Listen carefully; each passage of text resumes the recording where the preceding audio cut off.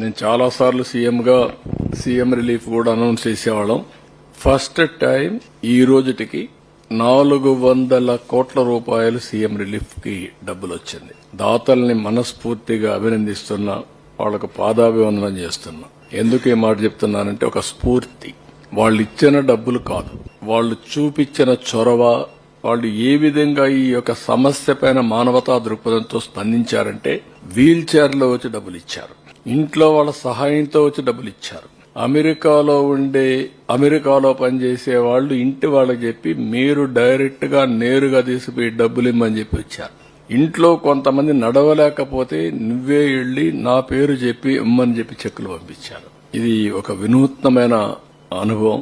అది ఒకరిని కాదు, చిన్న పెద్ద అని కాదు, పిల్లలు చదువుకుంటూ 5 రూపాయలు 10 రూపాయలు కలెక్ట్ చేసి ఓ స్కూల్కి ఎంత కలెక్ట్ చేసి తీసుకొచ్చారు, ఉండి మారిగా పెట్టి.